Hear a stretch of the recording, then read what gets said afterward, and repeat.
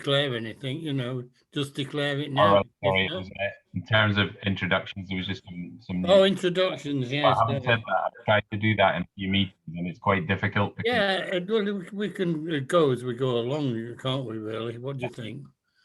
Yeah, perhaps missed that part out. Yeah. Um, do you want to just quick whip through it, or what, Elliot, or do you want um, to go as we go we'll, along? we'll, we'll stick with perhaps people introduce themselves as they speak, or Yeah, yeah. alternatively, Because I've got all the names down, where they're from and everything, so if that's you it. want to in the chat, you can always hello, I am, and you can write something in there perhaps. Yeah.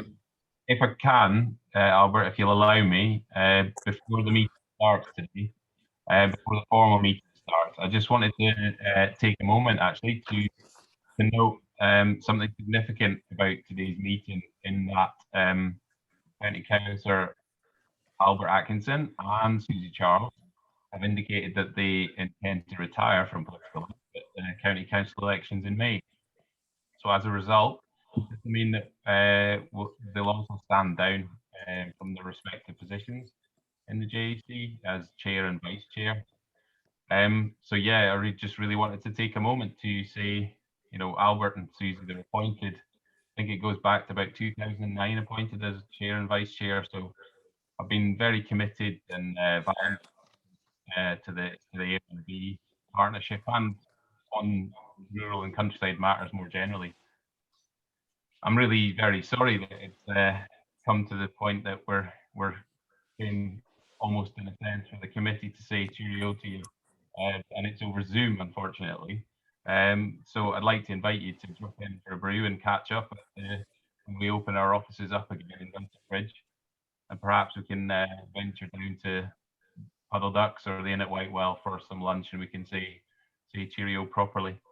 But finally, I know the team and I will definitely miss you both in the work you've done for the partnership, and wish you well really for the future. And I suspect there'll be a few other people from the AONB partnership here today who'll feel the same. Right. Thanks for that, Elliot. But I missed off it because me thing's just frozen. Well, everyone else heard it, so that's good. Yeah, it's only just come back now, so it's acting the goat, this thing today. But anyway, thanks for the kind words. I hope they were kind words. Albert. Yeah, I didn't say anything too nasty. You're okay. Yeah, well, it's the same because Susie and I have been, on this for quite a while, So she's hello. Yeah, I can't seem to find anywhere to put my hand up here, so I'm sorry. I'm just going to butt in and say thank you very much for that, Elliot. And yes, I'd love to drop in sometime. That would be great. But I can't seem to find anywhere to put my hand up. So sorry for butting in. No. Yeah, it's fine. I'm the same, Susie. It's completely different to the normal format that I have. That's right. Yeah, because we're usually on Teams now, aren't we? Oh, of course. Yeah. And this going back, although we are registered for Zoom, it's it hasn't got the same kind of stuff on it, I'm afraid. So we'll have to rely on Elliot to guide us through it, because he's got video and a lot, I think. Anyway, you look after yourself, Susie. Hello, Elliot, you're back. I'm back here now. Thank you. Right. So, should we crack on? Yeah, we will. It's well, you still got me. Not ideal if the connection's not great, but yeah. So, item 3, minutes of the last meeting held on the 22nd of October. So I'm just going to ask the committee to approve doing the minutes. So, has anybody got anything to bring up about them? If not, I'll take them as read. Yeah, it was just a check on matters of accuracy. We won't go through page by page because it's actually they're quite lengthy, and that's as a result of having recorded the meeting, because we wouldn't normally have been able to record it, so we're able to get quite lengthy, comprehensive minutes. So yeah, if there's anything particularly that anybody want to raise in terms of accuracy, and then we can receive and I can deal with a couple of matters arising. Okay, anybody? No? Okay. Oh, with you, Elliot? Yeah, so I was just going to pick up a couple of things that I noticed on there when I checked the minutes before the meeting today. So one thing was around the Haweswater Aqueduct resilience programme, as it's described by United Utilities, which is essentially to build a replacement aqueduct that will go under large sections of the Bowland Fells. We've not got, I don't think, we have got Matt on here. So Matt may want to provide an update if he wishes. If he wants, I mean, I can provide a certain amount of it, but can get it straight from Matt if you want. Matt, do you want to come in at this point? Hi everybody, how are you doing? You okay? Thanks, Elliot. Yeah, sorry, I was just had to take a quick call then. So, but I got the gist there about the Haweswater Aqueduct. It's to be honest, there's not a huge amount that I can update you with other than sort of what was shared. That I sort of shared with you, I guess, Elliot, previously. But the fact that ultimately the project is delivered on the sort of northern side and put a series of aqueduct pipe work in and replaced a section of the Hoddy Aqueduct sort of towards the I say the northern side, sort of up around the Lancaster area and sort of north of there. It will slowly be progressing further south. For those of you who are aware, the sort of the Haweswater Aqueduct runs from Haweswater Reservoir right down to Manchester. It's gravity fed, and I think we've previously presented, well, the teams previously presented to you all the sort of scheme, you know, and the sort of direction it was taking. There's still a huge amount of work to do in terms of stakeholder engagement. And sort of and working with landowners, etc., to along that pipeline route. So there's a huge amount to sort of sort out yet. But as I said, there's been quite a lot of work done up to now at that sort of northern end in terms of replacing some of the tunnel sections.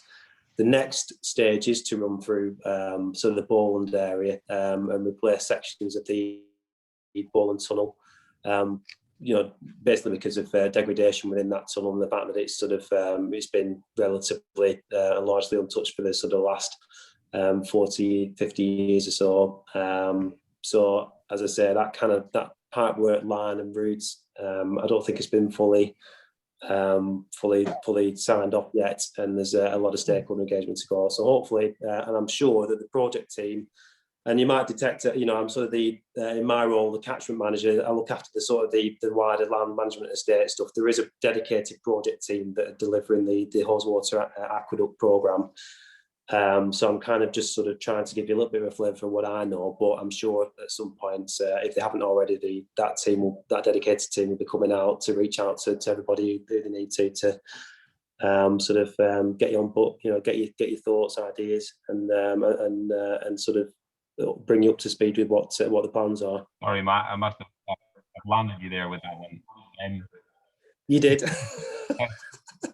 But that's okay. I should have given you some warning about that. It was just if you were, but I realised obviously United Utilities is a big organisation, so you may not have all the detail on that. So I accept. But as far as I understand it, the planning applications, the plan or the sort of timescales for likely planning applications for what they're describing as the launch and reception sites for where we do tunnelling will be June, is what they're aiming for. So it was really just for committee members to be aware of that. Know that possibly can be a bit of a stretch. That time scale, because there's a lot, as you say, it's a very large project and there's a lot to deal with in terms of planning. So it was really just to kind of update on the process they're going through. And the other part of it is the sort of arisings from the tunnelling work. There is actually an application that is in with the County Council at the moment for a revision of the Waddington Fell Quarry restoration scheme to accommodate the arisings from the tunnel work. So that's what I know at the moment in terms of the process. Yep. Thanks, Elliot. And then I think there was actually an item doing a review of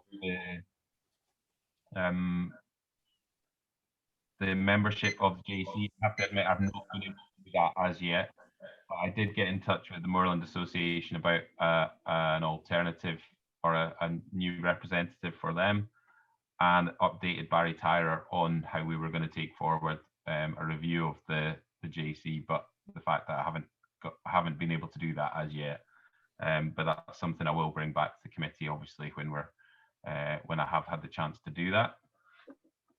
And I think that was it. Is that it, Elliot? Okay. So we now go round the room. Any partner updates? That's open to all. Has anybody got any updates you want to let us know about?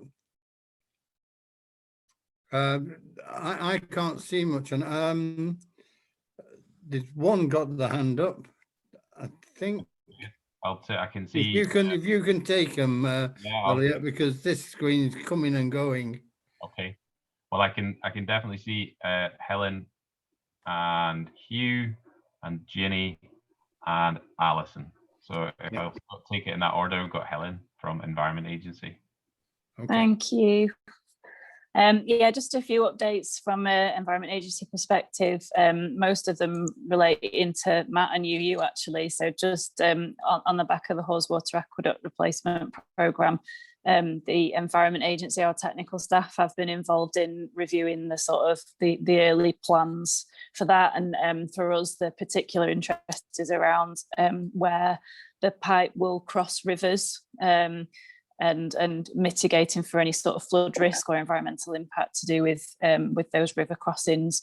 But just to sort of say that the project team at the Haweswater Aqueduct Replacement Programme have been really forthcoming and really good at working with us as a sort of regulator, and that feels like that's been quite a collaborative process, so that's really positive. Yeah, and then we've got some reviewing of drought plans. So we've just had review of drought plans from United Utilities, and again, our water resources staff will be looking at those. But partly as part of that, and partly just because it's the right thing to do anyway, I believe we're looking at the what we call the water bank from Stocks Reservoir. So there's a bank of water at Stocks that is released at a constant rate through summer, and the purpose of that is for fisheries interests, so to make sure that the river levels in the Hodder are at good levels to sustain healthy fish populations. And that is currently set to discharge at a constant rate, but I understand that we're looking to see if there's a better way for that water to be discharged, so that it's a bit more clever in terms of, like, according to conditions and stuff like that. Yeah. And then the last one I just wanted to flag was Primrose Lodge, which is a project that Ribble Rivers Trust have been leading on. We've had a small part to play in that and contributed a bit of funding, particularly towards a fish pass that's been constructed there, which will enable fish to move up beyond Primrose Lodge, which was originally, well, up until recently, has been sort of a derelict old mill lodge and massive weir at the bottom end of it that's been a complete barrier to movement of any fish species and aquatic sort of life. But there's a massive fish pass gone in the bottom of there, which will then enable fish to move up beyond Clitheroe and into the sort of Pendleton side of Pendle Hill and the tributaries there. So looking forward to sort of seeing what that will mean in terms of aquatic life. And just generally, it looks like it's a really nice amenity for sort of people of Clitheroe, which I realise is just outside our Forest of Bowland boundary, but is very close. So that's it from me. Thank you. Okay, thank you. Thank you. Thanks, Helen. Sorry, I was just going to pick up. I think there's quite a lot of echo. So if everyone, Albert, can you and see if we can reduce that? Is that better? Okay, good. Yeah, I can hear you a bit better now. That's good. So I think next to update was Hugh from North Yorkshire County Council. Hello, everybody. I'm here, Liz Small, who has sometimes attended this, is unable to come. I guess many of you will be aware that Councillor Richard Welch, who previously represented the County Council, North Yorkshire County Council on this committee, died earlier in the year, very sadly. There's a by-election on the 6th of May, and following that, the County Council there will be a sort of the new nomination for representative on the JAC. The other thing, just to report, and again, some of you may be aware of this, North Yorkshire is going through discussions on local government reorganisation. The formal consultation on that ended on Monday. There were two basic proposals, one of which would see North Yorkshire as a whole become a unitary, and then the City of York. The alternative proposal, which is put forward by 6 of the districts, is a sort of an east-west split. So Craven, Harrogate and Richmondshire becoming a unitary, and then the eastern group. The current timetable is the government have said that they will make an announcement on this in July, and potentially new unitary structures to be in place by April 2023. So we now just wait and see what happens, but just so people are aware of that. Okay, thank you. Thank you. Right, who's next, Elliot? I think next on was Ginny Hinton from Natural England. Yeah, hi. Can you hear me okay? Mhm. Yeah, great. Okay. Yeah, hello. I did attend the last meeting, but I'm fairly new to this. So yes, I'm Ginny Hinton from Natural England.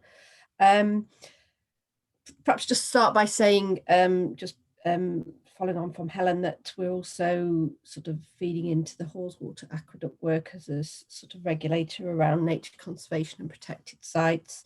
If anybody wants to speak to somebody who's dealing with that in Natural England, I would suggest either Sam Critchley, who's the team leader, or Elizabeth Knowles. But the main thing I just wanted to cover was a quick report on farmland conservation agri-environment agreements in Bowland from last year. So just as a summary, we worked up with landowners 3 higher tier agreements last year covering 263 hectares of uplands, 5 hectares of grassland and 35 hectares of breeding waders habitat. Also about 5,000 meters of boundary work. So there's obviously a landscape impact there, and and educational access. So also extended 14 what we call higher level stewardship agreements, which cover 2,677 hectares. And we've done detailed condition assessments on 8 SSI units, meadow units, and also sort of rapid assessments on a further 18 units, mainly in the uplands, sort of fells area. And this year, this is not just for Bowland, because we don't have all the figures yet, but for the whole Cheshire to Lancashire area, we're looking at 24 higher tier applications that will be progressed. Yeah, so some of those quite a few of those we know will be in Bowland. And that I just wanted to, just to give you a flavour of that agri-environment work that we get involved with. Thank you. Okay, thank you very much. Thanks, Ginny. If I can just add, it's been good to work with Sam and Sarah Robinson, who's on the call. It's been good to work with Sam Critchley and Ben Hibbins and the team, and Elizabeth Knowles as well, on a whole range of things recently. It's really good to have their involvement with the work we're doing at the moment. Thank you. Okay. Is anybody else? I think Alison was last on my list. Right, okay. So we'll move on then. Hello. Hello. Hi. Hi. Alison Bowden from Wire Council's Coast and Countryside Service.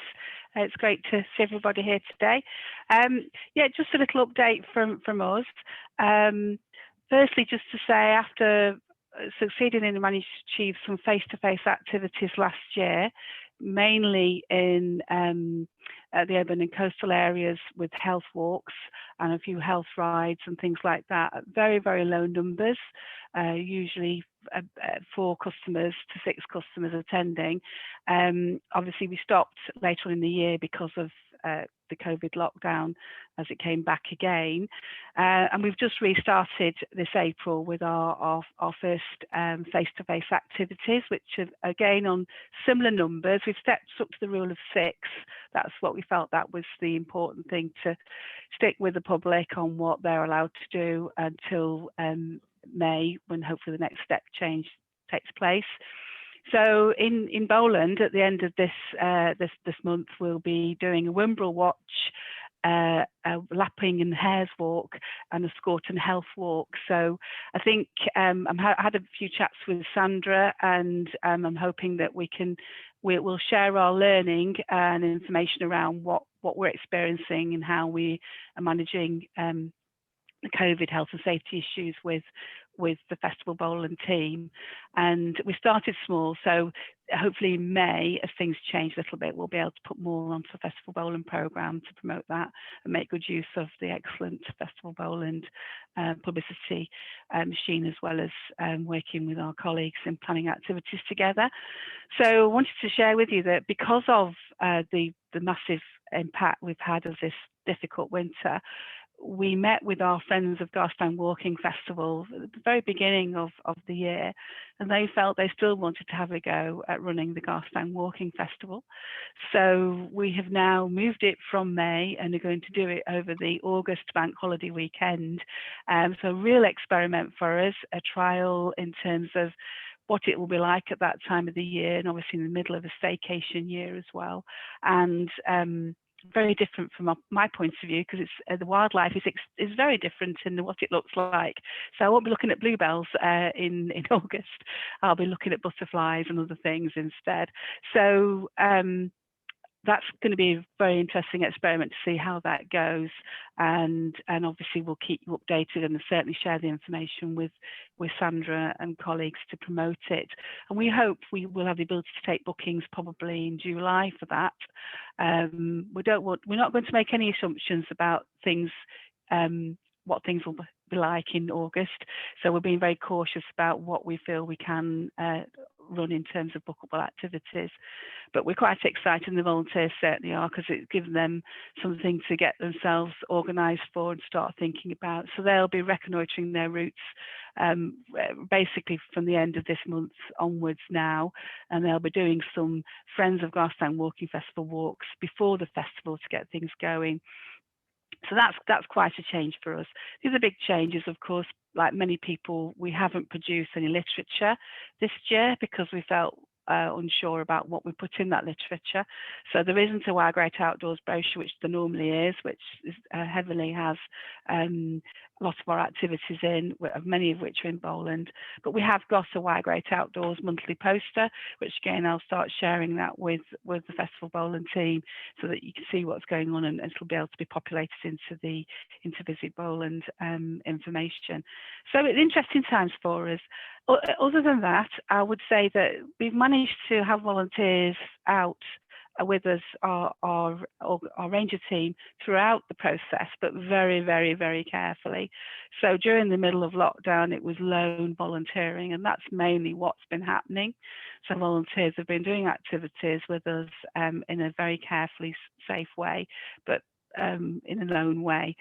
But as soon as we were allowed to go up to the rule of 6, we've now got volunteers out in groups of 6, including the member of staff or team leader. And again, I'm really happy to share our experiences with the Forest Bowland team, because we've learned the hard way as well as the right way about how to do things. And for example, earlier on this year, we were tree planting, because we could actually do that. We could allocate the site and say, off you pop, on your own, you're tree planting. Whereas we felt we couldn't do constructional tasks such as rights of way work until we were allowed to be in groups of more than 2 or 3. All of our teams are wiping, all our tools are wiped down and kept with the individual rather than being shared, and obviously wearing masks where they need to under the 2-metre distance. And it's been interesting to see what you can do socially distanced and how you do practical work in a slightly different way. I'm even pleased to see that we've been able to do that, and the volunteers have been, as usual, as you know, the volunteers really make all of our lives worthwhile, do a great job. So as a result of that, we have restarted what we'd started, I think, when would it have been?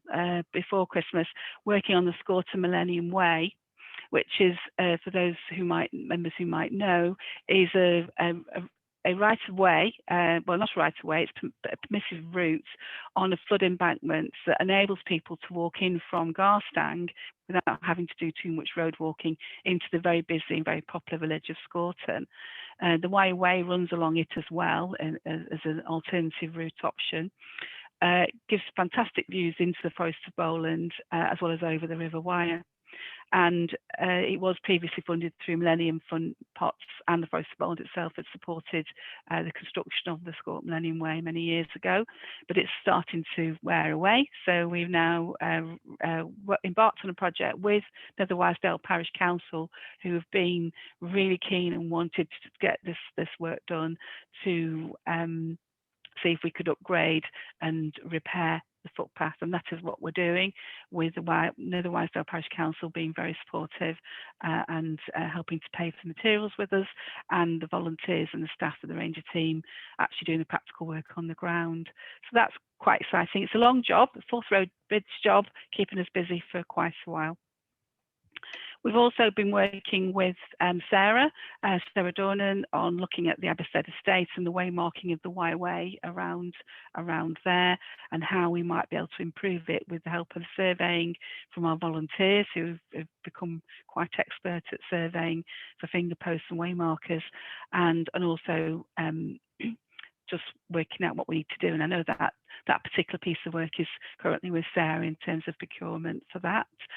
And as a follow on from that, we felt if we started at the top of the Y Way and worked our way back down to the sea, which we've just been doing with our volunteers, we do have an asset check of all of the Y Way, which is our long distance recreational route that links people into the Forest of Bowland from the estuary and the coast.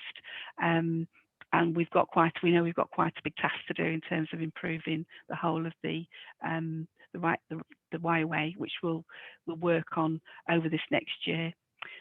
Finally, I just wanted to say that we're very much aware that our rural residents, farmers, businesses have also been struggling with regard to not just the impacts of COVID in their own work and their own business, but also the impact of COVID with regard to what I would call staycation behaviours, and how many of our anywhere where people can get to, particularly where there's water, but anywhere where people can get to on foot, bike and car, has been very, very, very, very busy, and unfortunately in some cases has had a lot more litter and some damage, and particular lots of issues around fire. And I know that the Lancashire Fire Officers Group are very concerned about risks of fire on all locations caused accidentally or deliberately by people not thinking about the consequences of their actions. So I think we're keen to see how we could work with all of our partners in Lancashire to get the right messages out to help encourage the right behaviours of people visiting our countryside sites as well as our coastal sites.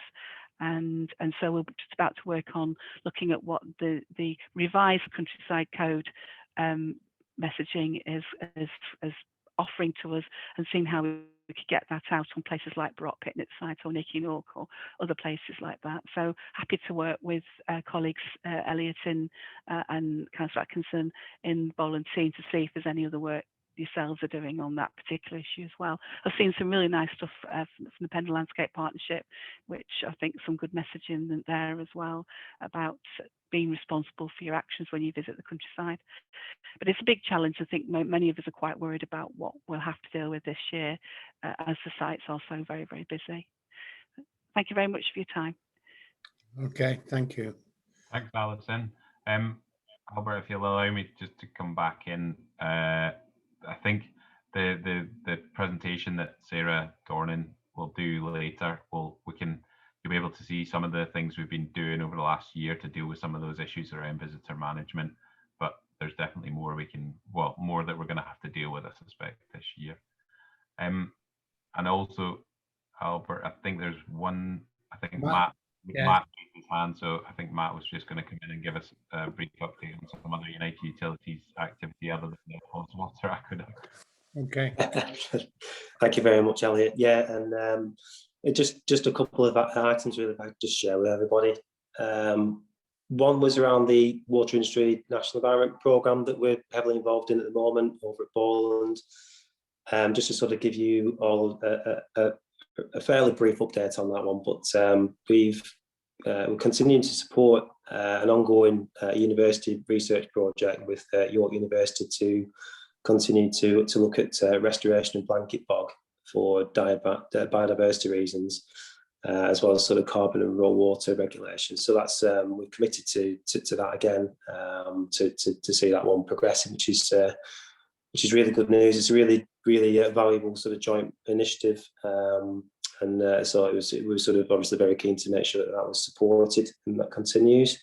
Alongside that, we've got quite an extensive programme of further sort of moorland restoration works that we're looking to do in and around our estate in Bowland, as part of this environment programme. So we've sort of kicked off initially in this first 12 months looking at doing survey work across a lot of our tenanted farms. So pretty much, I think we've pretty much finished off now across the areas such as Catlaw, Holsteads, those areas, but and going over towards Lamb Hill. But essentially all tenanted farms will be completed, we hope, within the sort of next 3 months or so, which will then start to give us all that really valuable data in terms of where we need to start directing funding to address a lot of those sort of areas such as, you know, peat degradation, and then sort of vegetation management and improvement, that all that good stuff in terms of sort of looking at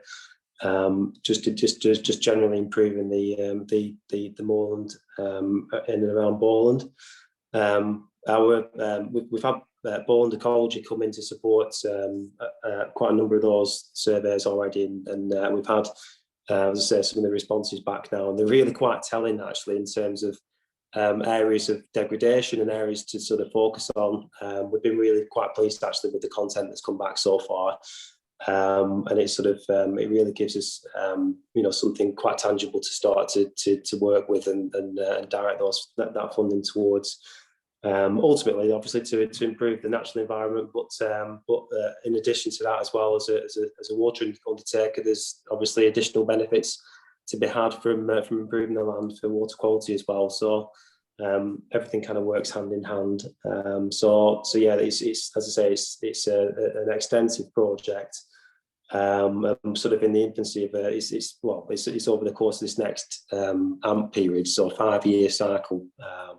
For those that are familiar with this, so we've sort of completed the first year now, and got another 4 years to go of sort of starting to take all that information and then sort of start to put the practical solutions on the ground. So a lot of vegetation monitoring undertaken. As I say, a lot of extensive work to be delivered. With quite healthy budgets actually as well, you know, sort of talking in the region of £1 million or so in terms of, you know, investment in that area, just to really bring to really improve you know, the moorland and surrounding habitats and environments. So a lot of commitment there from us, and obviously a lot of work involved with stakeholders, partners, you know, farmers. You know, it's really not something that we can do in isolation. So it's really good to be able to work with a lot of you and a lot of partners to be able to deliver this as well. So thanks to those that we worked with already, and it's been working rather well so far. And just sort of, yeah, in addition to that, a bit like what we've perhaps heard just recently, but we've obviously got tree planting commitments as well, tree planting opportunities, and we're looking across well, the whole estate really, but looking across our Bowland estate in particular for opportunities there as well to try and meet some of our tree planting commitments and sort of carbon offsetting targets. So again, a lot more investment coming down the line in terms of opportunities for for planting where we can and where is appropriate, obviously. But to try and sort of meet some of these wider initiatives and these wider targets, and again, sort of reaching out to partners, etc., to help to deliver that. Recreation has been, like many of you, it's been a huge challenge for us, and I won't sort of take over in anticipation of what Sarah might be sharing. I won't sort of take up too much on that front, but just to sort of say that we have been feeling it tremendously, really, in terms of antisocial behaviour. And the fact that I think people we've seen have rediscovered the outdoors, and certainly a lot of people who weren't that familiar with outdoors have sort of been almost they found them in a way, those that have been sort of locked up in terms of over the last 12 months with COVID, which has really put a lot of pressure on us in terms of managing our land holdings, managing the estate, managing all the footpaths, all the assets, the gates, the stiles, etc. Which is, as I say, been quite a challenge and something that we've had to really sort of face head on. But unfortunately, as you all are probably aware, as more people start to come out to these debates, the more problems you get with the antisocial side of things, particularly fly tipping, littering. That's just gone through the roof in terms of having to deal with those kind of issues. And quite surprisingly, really, in Bowland, it's across my whole estate area. Bowland's always been one of those areas that's been a bit off-piste and sort of quieter area that not many people sort of venture to, which has been part of its beauty, really, in a lot of ways. But we're starting to see that there are more and more people getting over that side now. As I say, which has been a bit of a challenging one that my team's had to sort of really sort of face head on.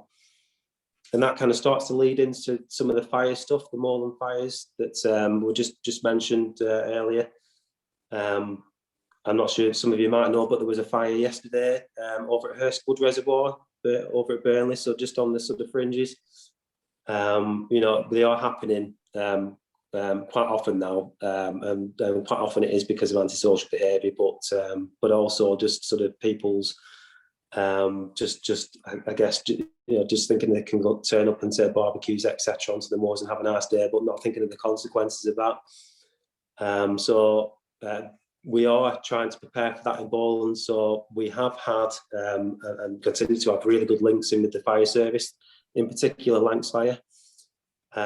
We've recently done a trial, sort of a burning trial over at Longridge Fell outside the Triple SI, in an area that was sort of fairly accessible and sort of didn't have any sort of designations, etc. So it was a good spot for us to sort of give Lancs Fire an opportunity to test some of their capabilities for moorland fire prevention. Or to sort of deal with a fire. So they've got new capabilities now where they actually do back burning and use tools to actually deliberately start fires ahead of any wildfire that's coming through, to sort of stop it in its tracks. So anything that we can do to try and encourage that sort of learning and that training, I think is gives us a huge advantage when it comes to an unplanned and a sort of an incident type scenario. So we're continuing to strengthen those links and continue to sort of work with those partners, etc., to make sure that we're absolutely ready just in case there is an incident that sort of lands on us this year or in future years. And I just finally just want to share some good news I had from the RSPB as well. It's slightly early doors, so it's as I say, it's to do with the Harriers, hen Harriers. It's looking like it's going to be another good year for hen Harriers on the Bowland estate. We're starting to see quite good numbers of breeding pairs, which is fantastic news. And obviously one that we've there's been obviously a huge amount of work that goes on to try and to support those harriers on the estate and the wider area. So yeah, I'm sure that the RSPB will be sort of communicating that, you know, at some point, but just to sort of give everybody who's interested a little bit of a heads up and some positive news that we are seeing some slow recovery there, which is really good news. And I think that's about it from updates from our side, Elliot. So thank you for that opportunity. Okay. Thanks, Matt. That was really useful, and I think we'll probably be picking up a bit on what we've been doing on peatland restoration later under the team activity report. Okay. Right. So thanks, Matt. You've still got your hand up, Matt. I think that's just come up on mine. You don't want to speak again, do you? I think it must just still be up. That's the ghost one, yeah. Yeah. There you go. Thank you. Okay, cheers. Yeah, it just flashed up now. It's gone again. I don't know. Right. I told you this computer, it's like a magic box of some sort. Right. So we'll move on to the visitors management during the pandemic, and that's Sarah. Hi everybody, I'm Sarah, the Access Officer for Forest of Bowland and for Pendle Hill. Elliot, can I screen share? I think it's been enabled for you. Let me see if, I'll just see. I hope technology doesn't break because I'm on a pretty rubbish rural connection, so hopefully just shout out if there's too much time delay. But yeah, just obviously we've heard quite a lot about the sort of negative effects of people in the countryside, and in the last 12 months certainly I think it's brought out the worst but also the best in some people as well. So we try not to dwell on too much of the negative, but just to set some of the scene. Obviously, at the start of the pandemic, though, there seemed to be some quite serious issues where we had probably a magnitude of things all happening all at once. So, for example, this picture, it was the inconsiderate parking, it was the fact that emergency services vehicles couldn't come through. We had snowplows that couldn't get through. So it kind of all culminated in one particular area because people were just heading to the countryside because as soon as they realised that they could get anywhere, that was the first place that they would go to. So we have people counters, sadly only on Pendle Hill, but what it means is that we've actually got some valid data that we can compare. It also is possible to say that this has just been magnified across the whole of the AONB, and it's not unique to us, it's nationwide as well. But what you can see in this screenshot is that from 2019, it starts in July because that's when the people counters were installed, but probably the most interesting line is the black line, which is the year that the pandemic started. And you can see quite clearly that in March, around about the middle of March, there was a sudden peak, which was when the government announced that they didn't want to put a lockdown on us. And then as soon as they did actually sort of bring the lockdown in, there was a massive drop in visitors. And then as soon as restrictions allowed people to venture outdoors more and more, it increased and increased and went up to nearly 400 visitors a day. Now the average is between 200 and 300 a day just on one particular path. And as you can see, there has been various different restrictions at different times. But if you compare the black line to the blue line, you'll see that the visitor numbers have stayed high throughout really, apart from, again, you can see if you follow the black line to the right, you can see that it's just below 200. And the green line to the left, which is this current year, you can again see that visitor numbers are almost up to those of the summer. So as you can imagine, these have had some quite significant pressures. So this comparison again is Hookcliffe Plantation, which is the opposite side of Pendle Hill. Now that doesn't have anywhere near the same visitor pressures as you can see because we're only up to, I think 18 people is probably our top of people through one day. But that still brings its own issues. It's more to show the fact that there is a significant number of people that are constantly using an area and the pressures are not going away. This unfortunately is a continuing trend.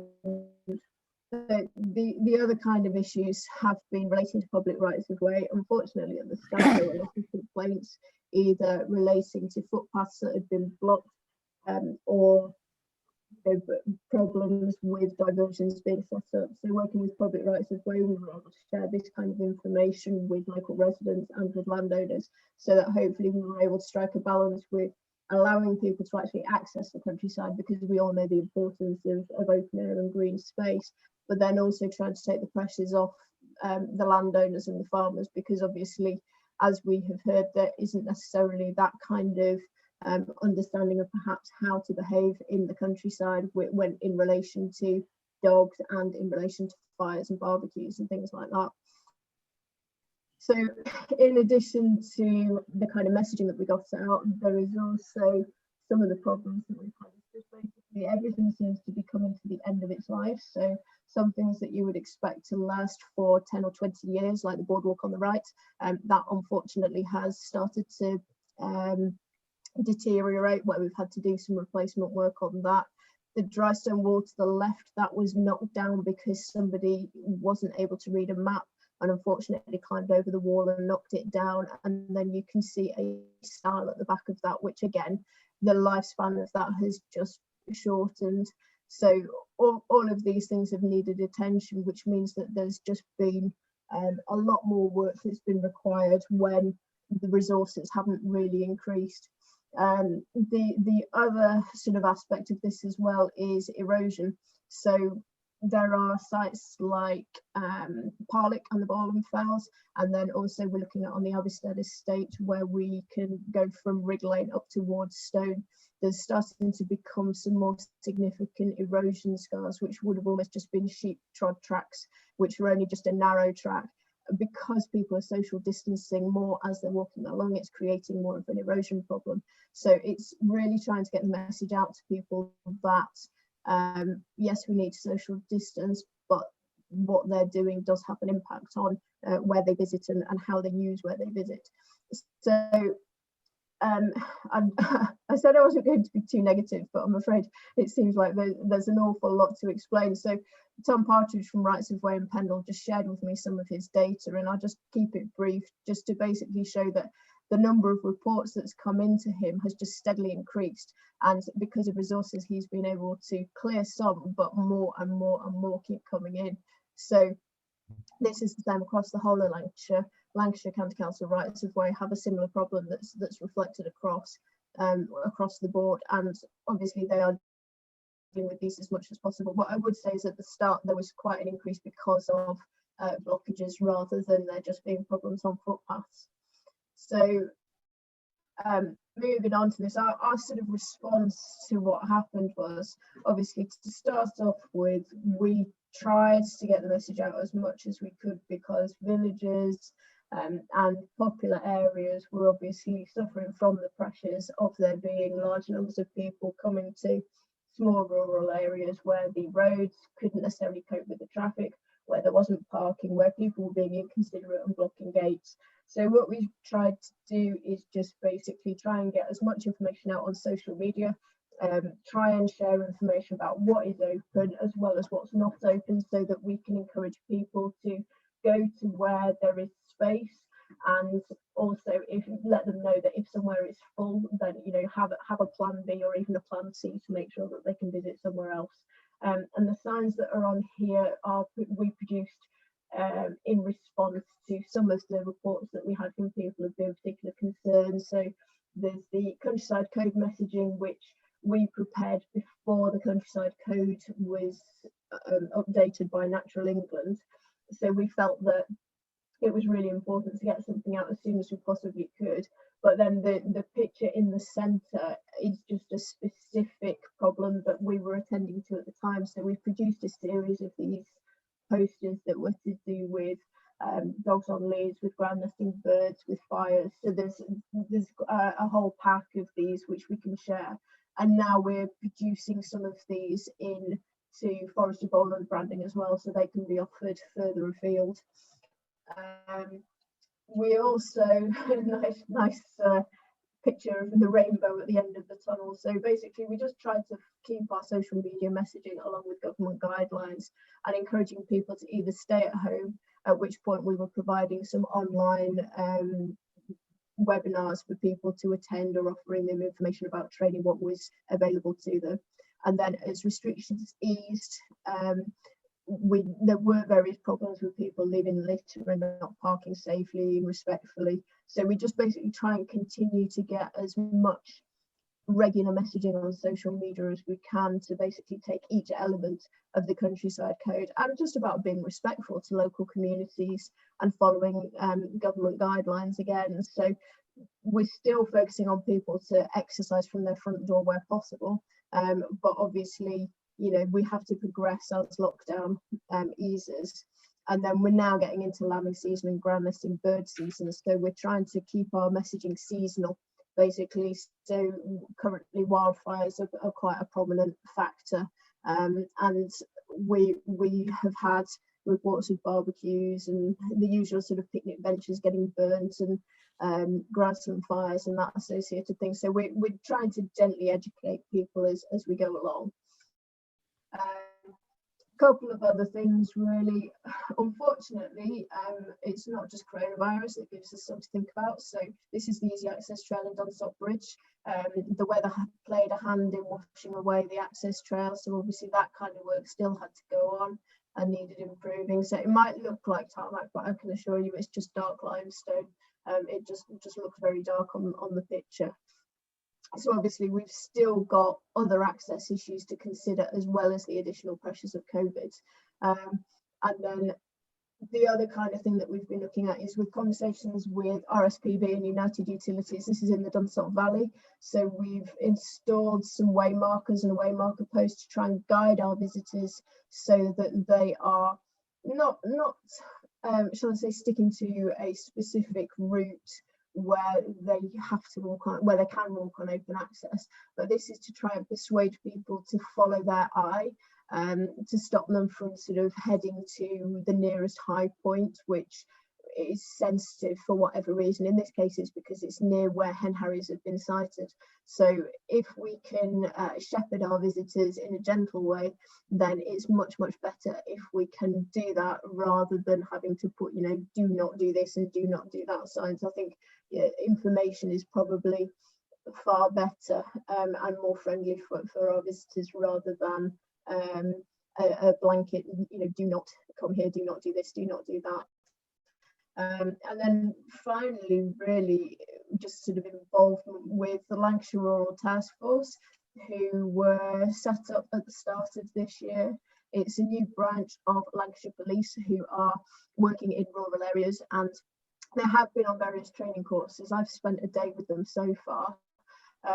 Really good group of chaps, but they were really interested to hear about various rural policing matters that we have issues with, that they're perhaps not as familiar with. So this is them high up on Saltfell, after I spoke to them about the peregrines and the SSI areas up there with off-roaders, and they are very interested in what we have and what we do, and they're very keen to get involved. So I think it's a really strong partnership that we've got for the future, and I think we'll be working much more closely together and working to kind of establish a bit more of a connection in areas where we really feel like we need their input. So we've got a really good start point there, and then just kind of the other sort of levels of progression that we're working on.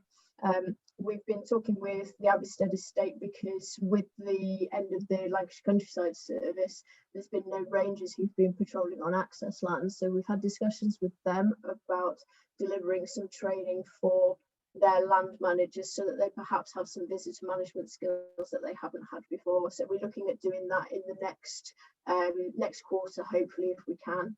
And then there will be some more, as I say, some more countryside code material that will be produced. And we're also thinking perhaps a bit more locally. People seem to be really quite keen to help where they can, which is I think the most positive thing. A lot of people are going around, they're as frustrated as we are, which is probably quite a relief, I think, to me, and maybe to some of you as well. So we have some old, I found in the depths of the Ranger Service cellar, I think we call it. I found some old litter bags that we used to hand out to people. So we're now looking at rebranding those and having countryside code messages printed on them, so that people can help clear up, as well as it just being us that, you know, has to go around and do these things. And if we can get these targeted messages to people when they're walking around Sainsbury's doing their shop, you know, other people might see that they're carrying a bag that they can see a message on and just get that message out there. So there's a lot of things out there, there's a lot of things going on, but like I say, trying to end on the positive rather than the negative. And if anyone does want any of the information that we've got, or wants any of the posters or anything like that, then please feel free to ask. That's fine. But yeah, thank you for your time, everyone. Okay. Thanks, Sarah. Can you unshare your screen? So I'm doing it. Okay. Thank you. I think we've got one hand raised from Hugh. Hi, thanks for that. Can I just ask you, Sarah, and also there've been several other references to fire and barbecues and so on. This relates to conversations elsewhere in North Yorkshire, and I also live in Northumberland where those sorts of issues, particularly around disposable barbecues. Has there been any discussion about a sort of campaign to try and get local shops and things to stop selling them? And I'm aware that elsewhere in the country, Dorset County Council have recently discussed actually sort of going to the next stage and talking about bans and all the rest of it. I mean, there's always this sort of question about education versus, you know, enforcement. But in the New Forest National Park, they had a lot of problems with these. I just wonder whether, you know, that is a particular thing, and what approaches are being taken. I think West Yorkshire Fire Service last year were sort of saying, you know, we really ought to be moving to a point where we stop selling these things because they're causing so many problems. But just interested in any thoughts anyone has on that, please.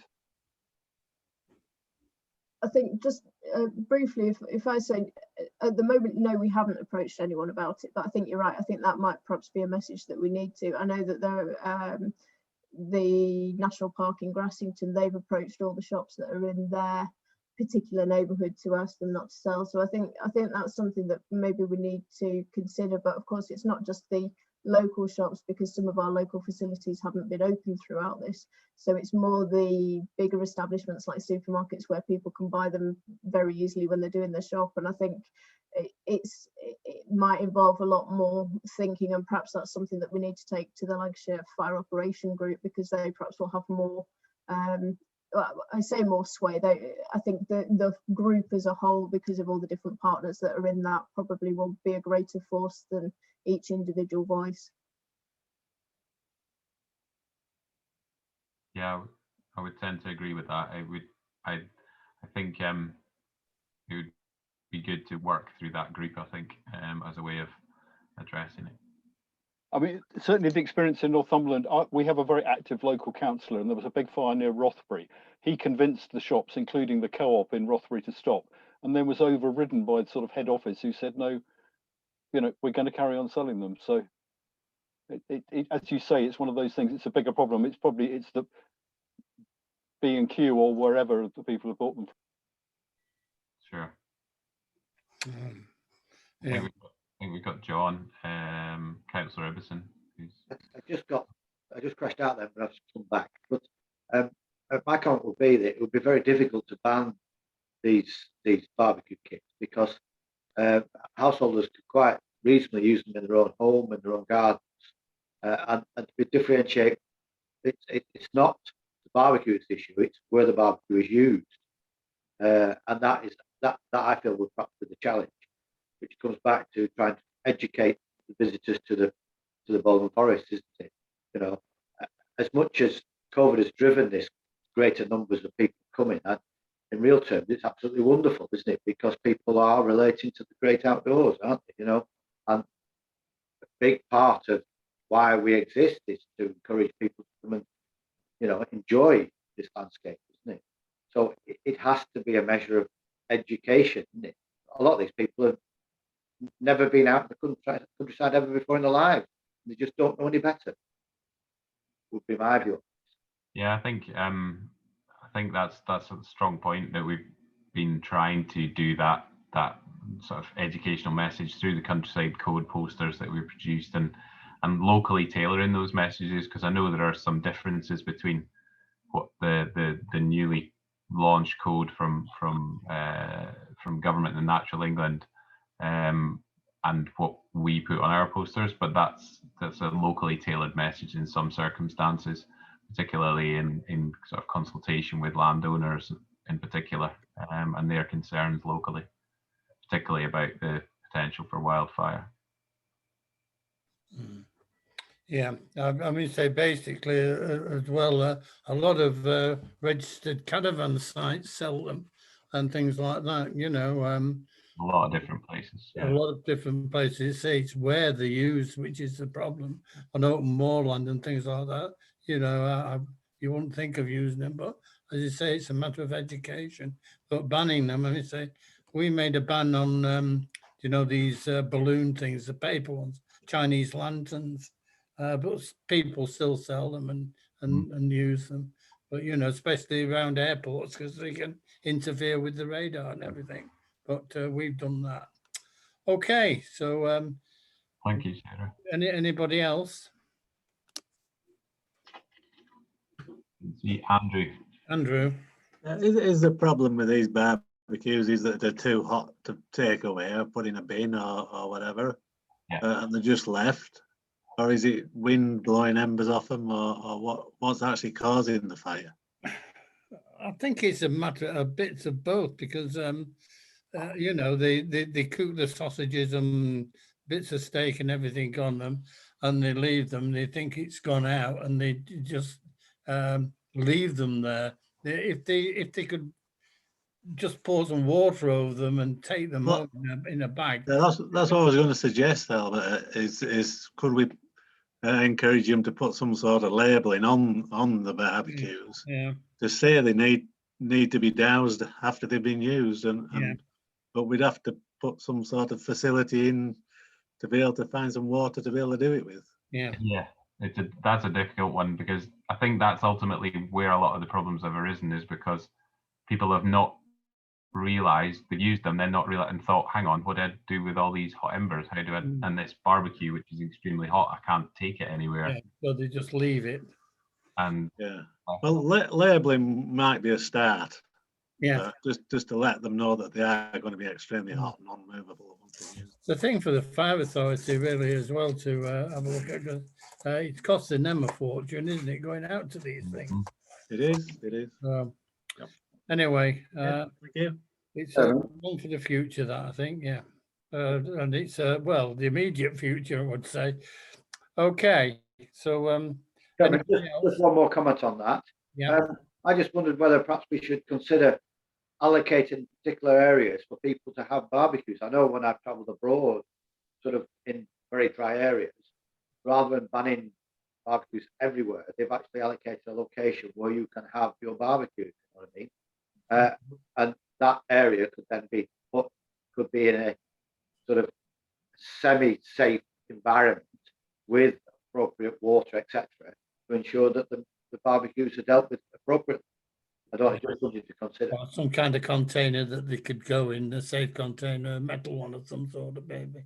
Yeah, and the area sort of made secure, so if there is any instance, there won't be a chance of fire spreading to our moorland or any environment. That's not it's a thought. It just all comes down to cost and money as usual, doesn't it?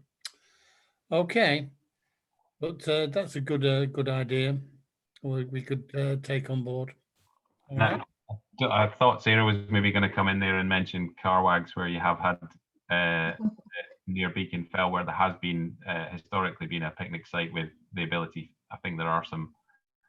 I don't know what condition they're in now, because it's you know, they're sort of some way down the line from when it was established. But yeah, you're right. I'm just going to say quickly that there is a barbecue area on Beacon Fell. The issue really is policing it. So even though there was a full ranger service that was working there were still quite often people who were ignoring the signs, and there were signs all around the fell. So there's perhaps a bigger conversation with that as well. But you know, part of the problem is people just not being aware how hot these things get.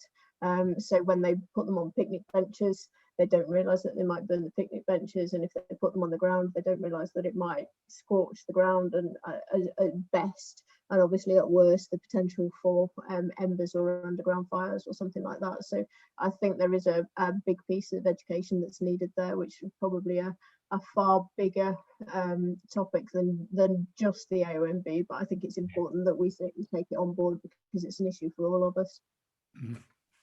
Yeah, thanks, Sandra. Okay, so we'll move on. It's over to you, Elliot. In item 6, it's the partnership budget. Yes. So you should have in your agenda and papers, you should have agenda item 6, which is the partnership update. So my eagle-eyed chairman spotted a discrepancy in the figures. So I need to correct that before anyone notices or anyone picks up on that one. So in Appendix A, the total on subtotal of core costs should read 341,512. But really it was, in terms of the update on the actual budget, it now, I think it's really just a revision on what was presented at the last meeting in October.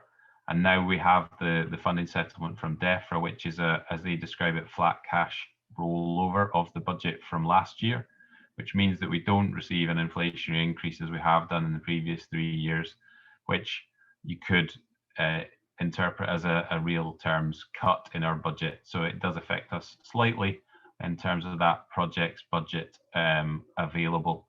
But I have, with a bit of adjustment of our budget in terms of travel and subsistence costs, because I foresee those being lower this year again, and clearly they were very low last year as well. So, but I still foresee those being as relatively low.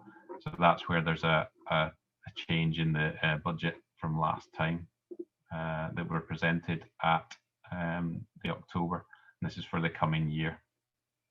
That was really all I wanted to highlight on that. Were there any questions?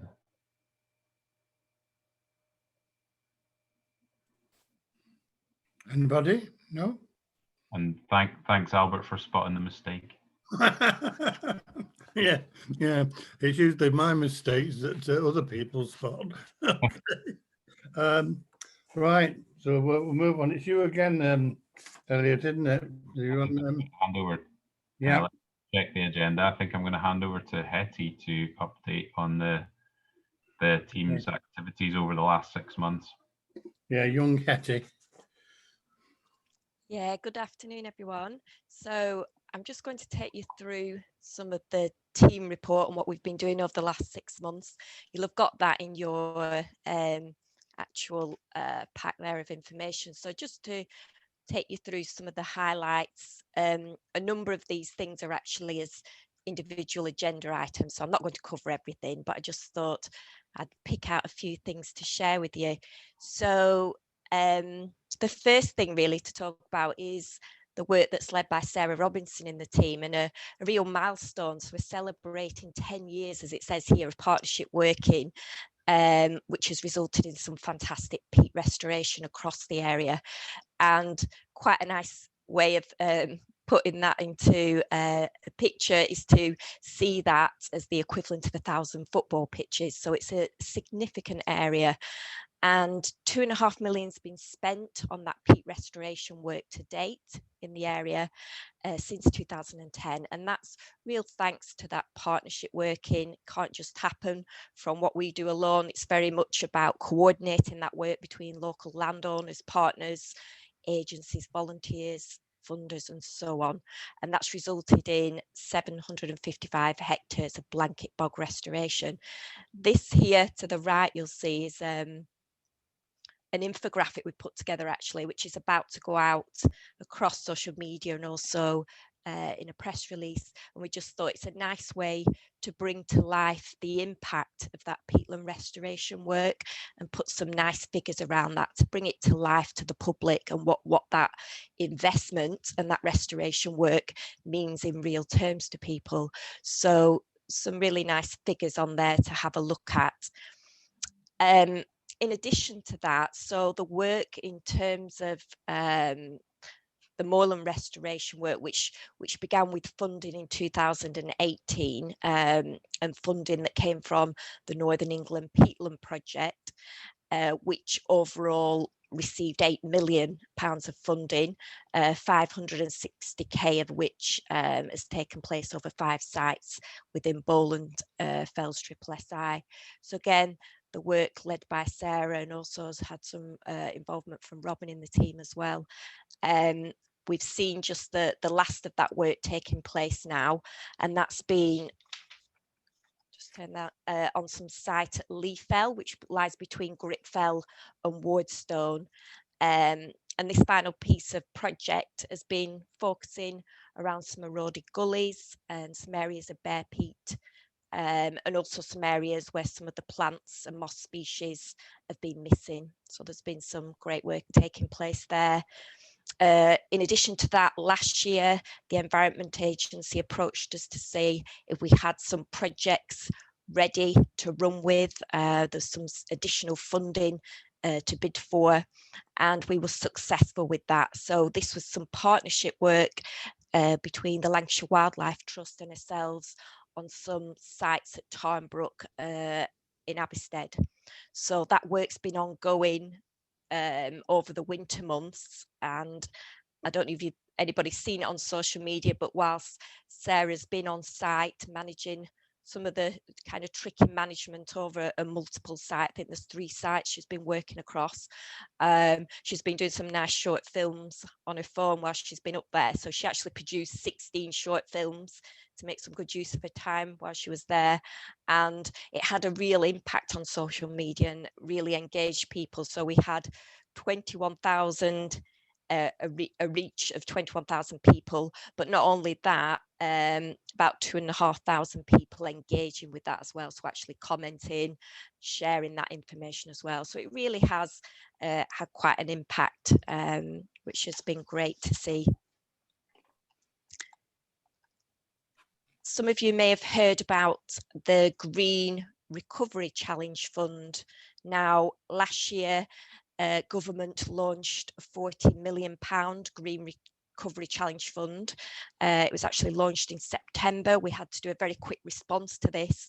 There were 600 or more applications that were received. And of those 600, only 68 were successful, and that included 3 that will deliver projects in the Forest of Bowland. So that's fantastic to see. One of these has been some, again, some more peat work, and that's Home House Fell peatland restoration, and the application was towards restoration of over 17 hectares of blanket bog there. The other one was to carry on the very successful work through the Bowland Haytime project. So this has been great. It means that Carol and the team has now been able to continue her work in Bowland. So this was a successful plant life bid to the fund. Again, it's a partnership project working with the Yorkshire Dales Millennium Trust, which the Bowland Haytime has done for the last 10 years, I think it is. And this is called the Meadow Makers Project. Now, this is a countrywide project, and it's looking to restore over 500 hectares of species-rich grassland over 100 sites. But not only that, it's then making that connection to people, which is often what our Haytime project has focused on as well, making those connections to communities and really enthusing people about what it means to restore our traditional hay meadows. So in Bowland, the project will carry out 25 hectares of meadow restoration at 11 sites. I think that's over, that's over the next 12 months. So Carol will be working on that, continuing some of the work she's been doing. It's been great as well this week. We've also got a trainee on board as part of that project, and they're going to be working with Carol to support the work she's doing across the AUMB. I think some of this, I'll just skip through this, some of the this work will be picked up in the Pendle report that Kathy's going to give to follow this. And also I think Elliot's going to pick up some of the high nature value farming a bit later on as well. So I'm just going to move on now to talk about the Discover guide that I put together.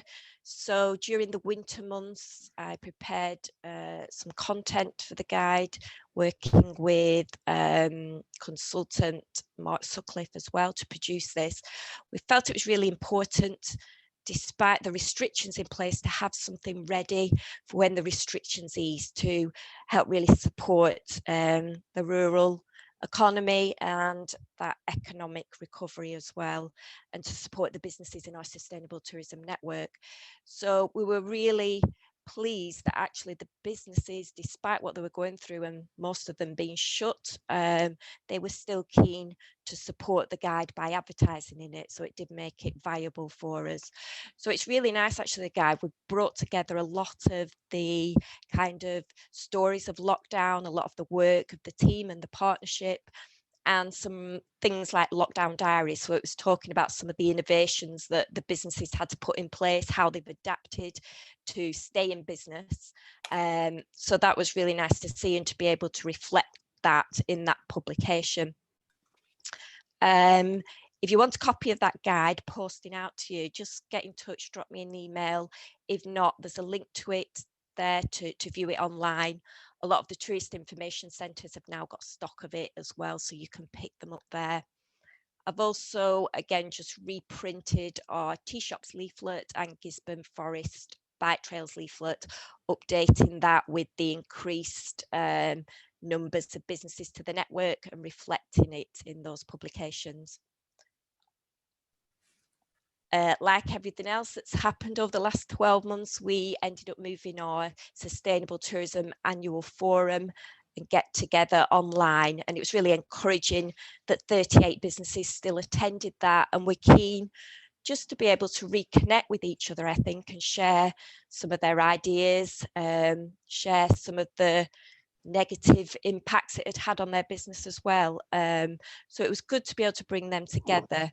One of the things we wanted to launch as well, which was, I think, mentioned briefly at the October meeting, was we were really pleased to work with Champion Bowland last year, who were able to help part fund this alongside the AONB, which was a destination website for the Forest of Bowland, and the website's called Discover Bowland. And it brings together the businesses in our network. It's talking about the experiences that you can have within Bowland, but also it's about trying to spread visitor pressure through our short break itineraries, so that people aren't just flocking to honeypot sites. And it's trying to make it a year-round destination, so promoting the sustainable opportunities year-round.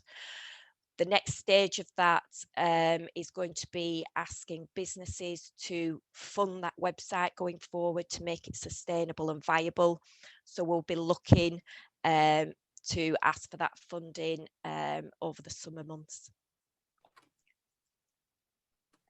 Champion Bowland. So Champion Bowland, as it says there, were awarded a grant back in April 2020, and Robin's been working alongside Champion Bowland. They've been producing a business plan, and they've been had some specific advice from a consultant, Jenny Wayne Associates. They've been working with Mark Sutcliffe at looking at their communications. They've also had new trustees on board and a real reinvigoration into the charity. So that's been great to see, and they're now working through that business plan that came out of that work and just working through some actions themselves. So lots of activity going on there with Champion Bowland. Festival Bowland. So Sandra looks after this side of things and had to very quickly turn things around last year as we had to deliver things online. So it was grappling with the technology and bookings and so on. But we had a really successful program, and I think what it did do was bring a whole new audience to our events programme, people from all over the country, not just our immediate area, and people who might not normally have attended those events. Our Dark Skies Week at February half term, so 320 plus attendees, over 8 different events, which was great to see, and lots of other events going on throughout the year. So I think one thing that it's shown us by moving that programme online is that there is still a real need for that. So while we can start to bring in some of our face-to-face events as restrictions ease, we will also continue with some of our virtual events as well. So bridging that gap for needs for both of them. So it's going to be nice to be able to get out and about more and bring some of the face-to-face activities back.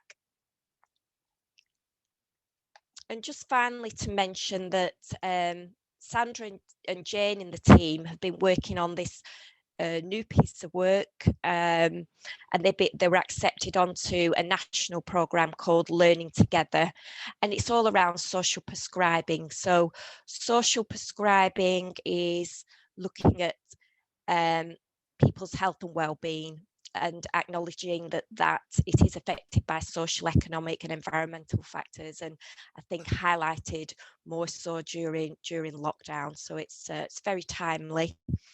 And I think a really good example is actually the Pen project that Jane works on through the Pendle Hill Landscape Partnership, and it's taking groups of people out in her People Enjoying Nature project. So Jane's been active in that group, and that Learning Together programme will help the AUMB team to connect with local social prescribing link workers and hopefully develop some additional social prescribing projects within Bowland, and Sandra's going to be leading that piece of work for the team.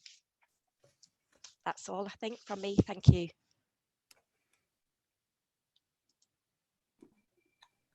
Thanks, Hetty.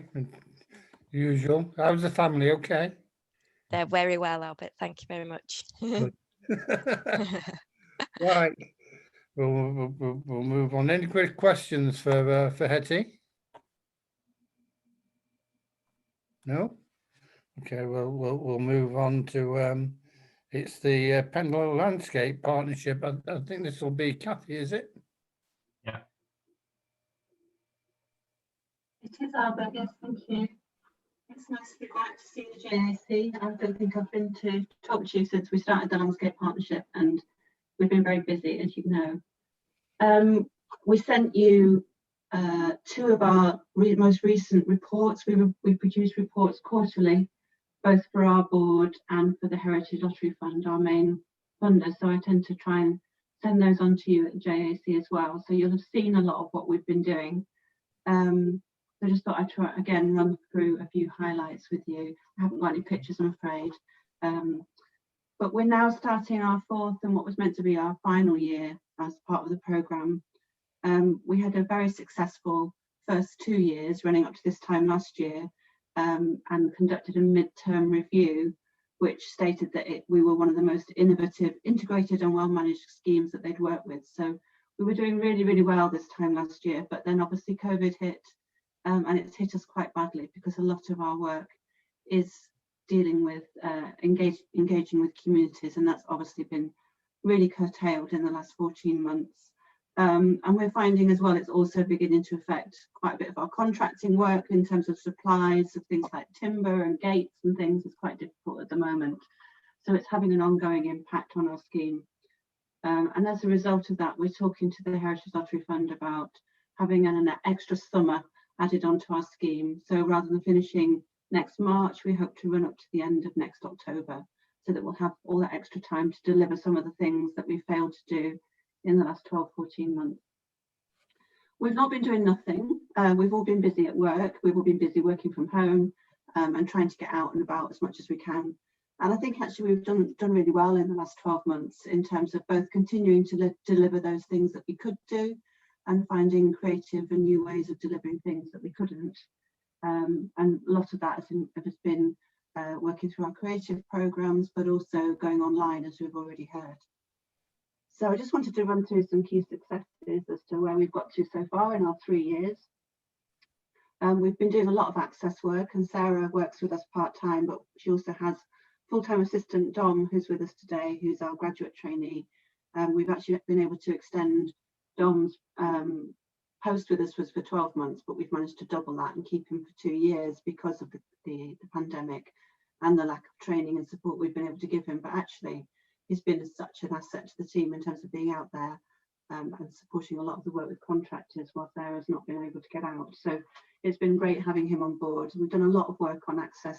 As we've been hearing, there's been a lot of increased use and erosion of our footpath. And we've also had some quite extreme weather over the last 2 or 3 years, both in terms of frost and drought and heavy rain. So we've actually been back out this last week with contractors repairing some of the works on the face of Pendle Hill itself that we put in 2018 that have been struggling a little bit with some of the added pressures of the last couple of years. And it's great that we've been able to do that during the programme rather than leave it in a bad state as we near the end of the scheme. Excuse me.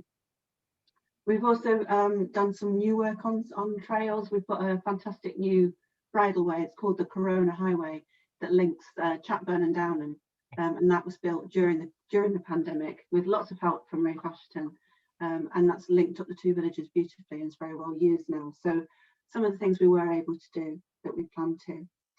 As I say, we've done lots of creative work. 2 of our external partners, Mid Pennine Arts and In Situ Arts, have been doing a lot of work over the lockdowns and restrictions, working both with volunteers and with artists, trying to find new ways of working, both during lockdown and engaging wherever they can. So some fantastic work coming out from that, and you can see the links to those projects on their websites in our latest report.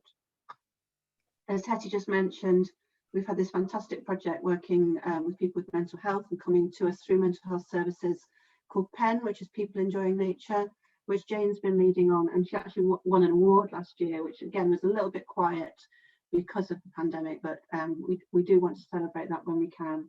And that was for partnership work between ourselves and the NHS. And Jane's just been able to restart that programme in the last couple of weeks, and getting people back outdoors has been so exciting for all of us.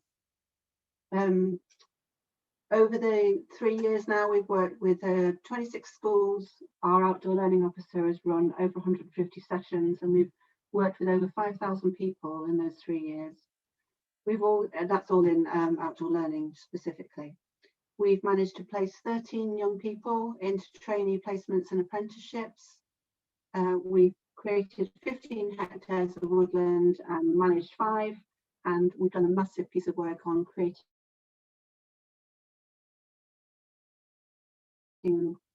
along the lines of the sort of peatland restoration that we've been looking at there. And we support a really exciting farmer network around Pendle Hill as well, and we're doing some research work with them and a group of consultants around the value of public goods in farming. From a scheme management point of view, we've now secured 91% of the target funding that we had to raise. We had to raise £700,000 towards the scheme in match funding. We've raised 91% of that now. We've just got 10%, 9% still to go. So we're doing really well on that target. We've almost just very closely nearly met our target for volunteer hours into the programme, and we've way exceeded our gift in kind contribution to the programme. So we're doing really well on our facts and figures. We're just doing some output recording at the moment, and we'll have some figures on that coming out soon. So at the moment, as I say, we've just finished our 3rd year, we're moving into the 4th year. So we're doing a bit of reforecasting, looking at where we're up to, and putting together a case for this extension programme to show the extra pieces of work that we'll be able to do, both in response to COVID and the changes that that's brought, but also to deliver some of the work that we've missed out on. Our volunteering starts on Sunday. We've waited quite a while to get back, but we are hoping that from now on we'll be able to be doing face-to-face volunteering. And we've also got dry stone walling courses coming on stream again in June, July and August, and 2 big contracts to build walls around Pendle Hill itself. We've got plans ready to go on a new tramper trail around Sabden and Churnclough. That'll be starting in the summer. We've also got a series of bio blitzes based at Springwood over the summer. And mentioning Springwood, we've got a major building project coming up this summer with County Council, which will involve completely rebuilding the Visitor Information Centre at Springwood. So that's a massive project for us. And actually, Sarah and I got to dip off for a meeting on that in a few minutes. We've got a new artist residency, or 2 new artist residencies to come online this summer. And in September, we're running our foodie foray for the 2nd or 3rd time, as well as a new, what we're calling Get Into Walking Festival. So it's a walking festival in the normal way, but aimed at people who are new to the countryside. So it's an opportunity to work with some of our target groups, but also those people who've been rediscovering the countryside or discovering it for the first time, as we've been talking about, and trying to get some of those messages across with them about walking safely and enjoying the countryside and respecting it. So that's a big piece of work for us for the autumn. We've also got archaeology projects restarting, a forum in April and May, and then some activity over the summer. Yeah, and lots of other things still to go. So it's a big piece of work, but we're all enjoying it, and we're really looking forward to summer and hoping to get back out there. We are banking on it all going ahead smoothly, and no more restrictions, hopefully, after the next few months. So if there's any questions, I'm happy to answer those, but otherwise I'm afraid I'm going to have to disappear. Kathy, can I come in and just say thank you for that report? And it amazes me actually every time you give a report, some of the things that I didn't know you were doing and that are just excellent in a good way, that are excellent pieces of work really. So well done to everybody in the team. It's really, and I think the what was it, innovation and integration that was mentioned, I think that's carried on and continued even when you've been in these restricted circumstances. So well done to everybody. Yeah, the same goes for me, Kathy. You know, it's nice to see you out and about, and you'll be happy when after the 18th, 17th, 18th of next month, when you can probably get out more and enjoy yourself a bit better, you know. But yeah, thanks for the report, and excellent as usual. Has anybody got any questions for Kathy? I can't see any. Mind you, as I say, this thing of mine, have you got anything on yours, Elliot? No, I can't see any. No, okay, we'll move on then. So it's on to item 9, which is farming protected landscapes. Who's taking this? Is that you? It's me, I'm afraid. You're afraid? Get on with it. You're going to have to listen to my voice a little bit longer. So this is what is actually a major piece of work potentially for the AONB partnership and the AONB team. It's something that has built on the work that was mentioned in the report around the government's plan to bring in a new agricultural support payment called environmental land management, with various components of that. And it was set out, some of the details of that were set out in late in 2020, and that included in that agricultural transition plan something called farming in protected landscapes. So the report just sets out what that is likely to be. The details are still not available from DEFRA to fully share with us, but as I said, there's a small group of both National Park and the AONB officers working with DEFRA to develop that detail, some of which I have got, but I can't share with you until it's able to be fully shared with everyone. But I have given you the detail that is available at this stage. What it really amounts to is a grant, almost like a grant program. If some of you who are on the partnership may remember something called Sustainable Development Fund that the AONB partnership used to run, well, it may run in a similar fashion to that.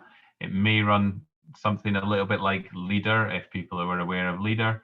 I'm hoping it's more at the Sustainable Development Fund end of the spectrum than the LEADER spectrum, because LEADER is quite admin and bureaucracy heavy last time around. But ultimately the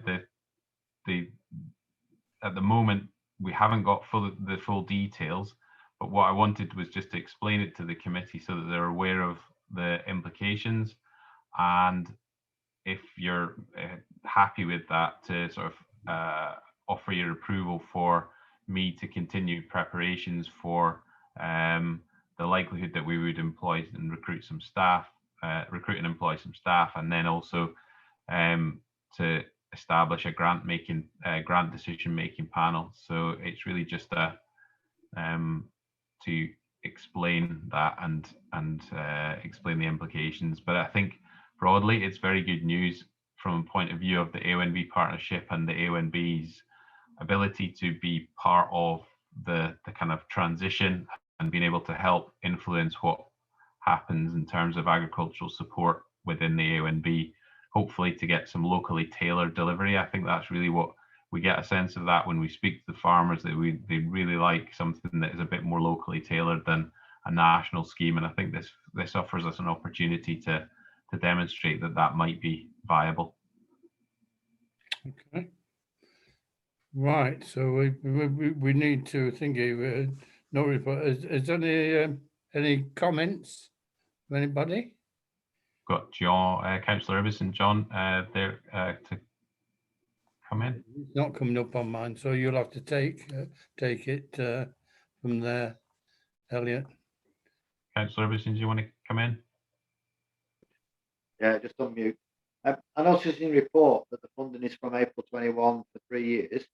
Is that funding actually in place, and you know you're going to receive it? Has it arrived? The funding program. Muted myself before I had the chance to answer.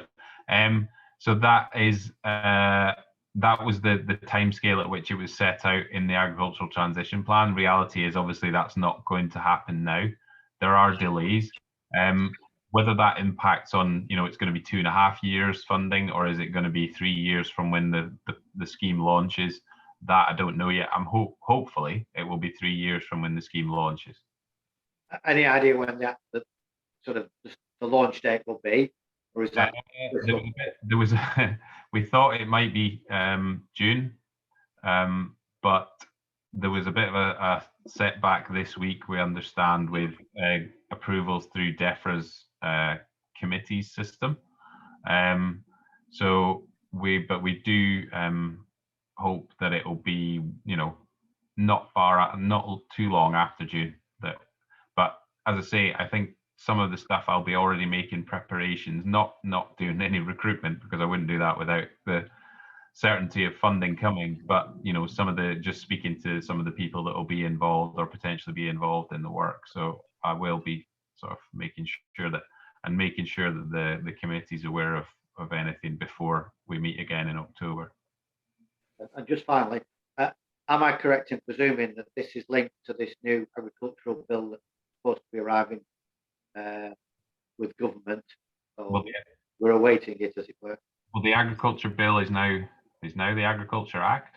I'm correct in saying it was enacted, and part of that was the agricultural transition plan outlined what that is likely. There's still quite a lot of detail to come, and in this environmental land management to replace what is existing at the moment, which is basic payment scheme and agri-environment schemes and a few other funding pots. So that's to replace that. So yes, it is part of that. So the funding is as a result of this year basic payment that farmers will be reduced a relatively modest amount this year, but over the next 5 years will start to ramp up. And most farmers are aware of that, or are becoming aware of that now.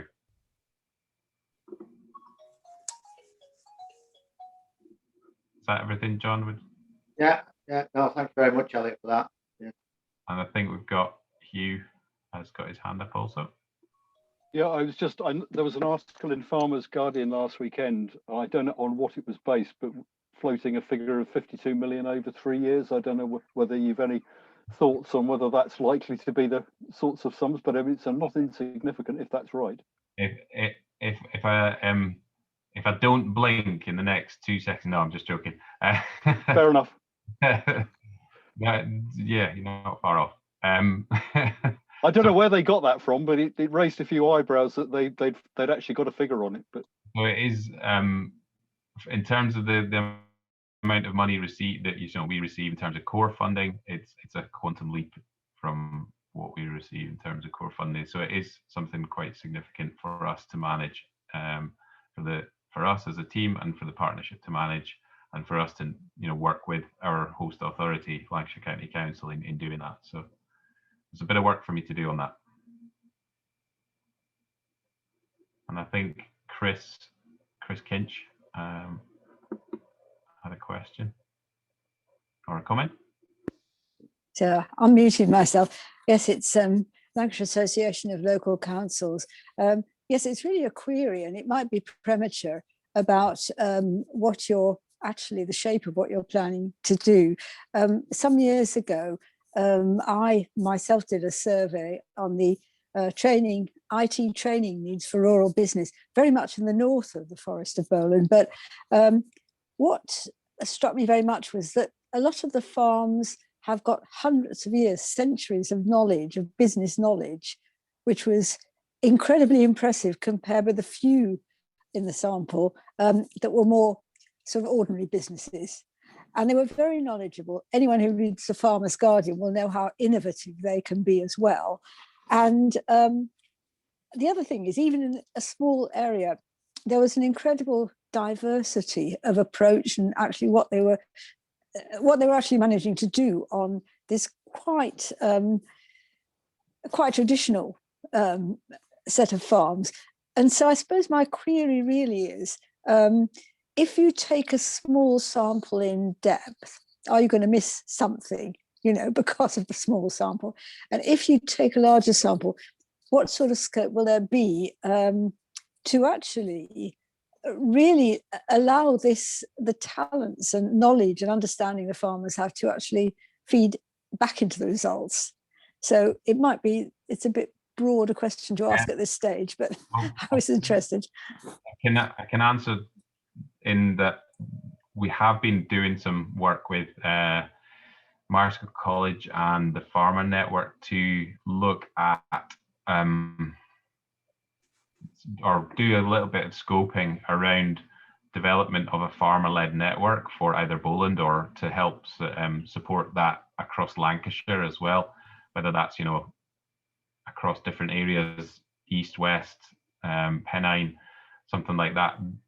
That's something that we're very acutely aware of, that, and it seemed from the work that we did in that scoping, which I can bring to another meeting at some stage if people were interested, was that there was a good support from the farmers who were interviewed, and good support from the kind of stakeholder organizations, whether it's the NFU, Tenant Farmers Association, Marsco College, that this was something that was needed within Lancashire. So, and to help support farmers and land managers through this transition period. So I take your point, yes, and I think it's something that we do want to help support, and that this program may help us in perhaps whether it's seed corn funding to help establish that kind of network and the kind of structures that you need to put in place for a network like that to be successful. And we've got the involvement of they're called the Farmer Network, and they run a number of farmer-led networks in Cumbria and the Yorkshire Dales already. So we got their expertise on that with that piece of work. And I'm just conscious that I was going to overload the agenda if I brought too many things to the meeting, and this one just came right at the top. So I can bring that something back about that farmer network work, scoping work at a later date, if that's useful. Okay. Right, is anybody else on who wants got a question? I can't see any on mine. We'll move on. We need to thingy though, don't we? We need to note the yeah.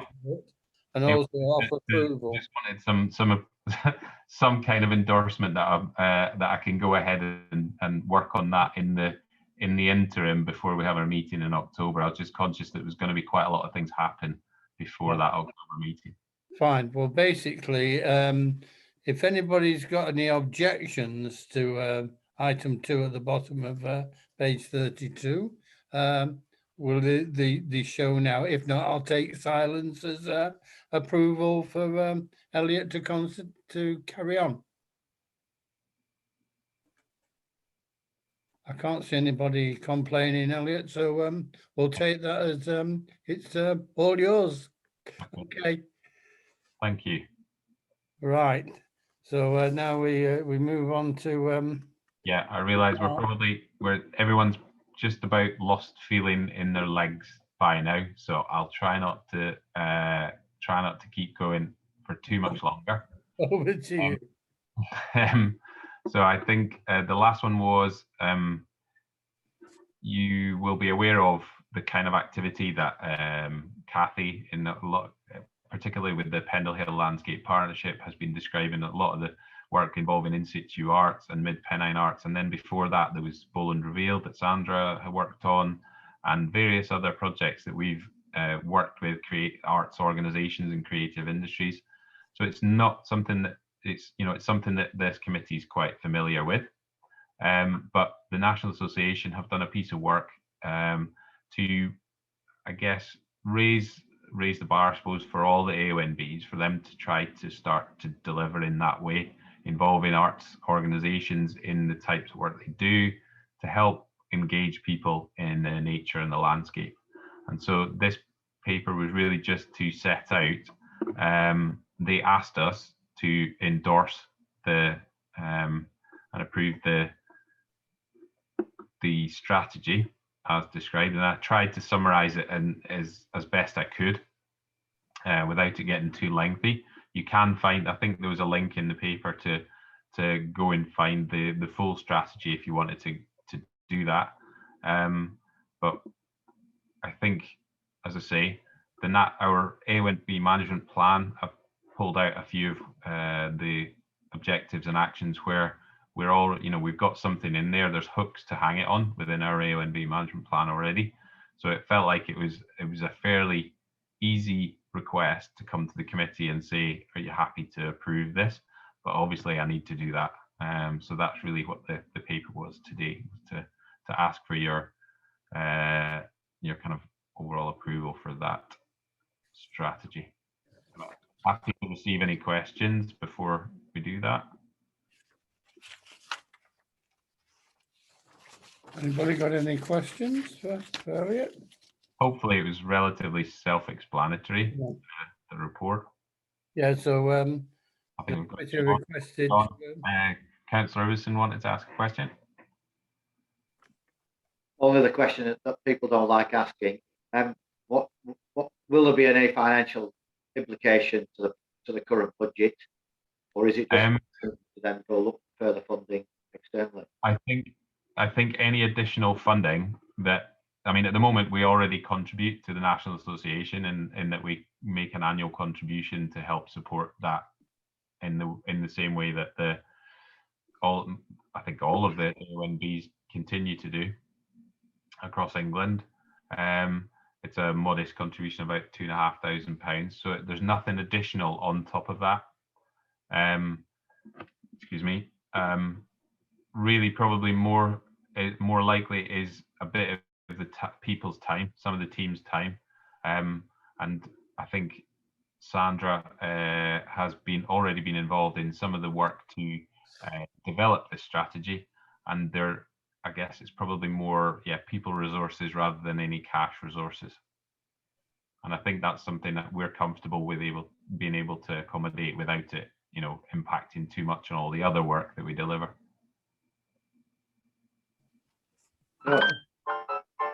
No, I think it would be a good thing. Okay, right. So there's no one else on that. We're asked to note report. We've offered comments. Now to approve the formal adoption of this national strategy Did you and participate in the national activity of the project? So I'll take silence again as approval. If not, put your hand up and we'll bring you in. Oh, okay. Okay. That seems to be unanimous. So that's over to you again, Elliot. Okay. Right. Item 11 is basically urgent business. I haven't got any. Basically, date of next meeting is October the 21st in Craven. We hope that, I hope you'll all be able to see each other face to face and shake hands with each other and have a coffee and a sandwich or something. And the next one is in Ribble Valley in April next year. And with that, I'll end the meeting. We'll just say a few thank yous to all of you. It's been a great committee. And I'll miss working with you. So all the best to all of you, and especially the guys who work under Elliot Hetty and all her mates, and Kathy, who I've known for quite a few years, and of course to Susie Charles, who we've worked together ever since we've both been on the county council, and she's always been a great stalwart and a great friend of the Voice of Bowland. So with that, I'll say cheerio and all the best to all of you for future meetings, and I hope you go from strength to strength. Okay. Thanks, Albert. Thank you, Albert. Susie, thank you very much. Thank you. Thanks, everybody. Thank Thank you. you, Albert and Susie. Bye. Bye. Thank you. Bye.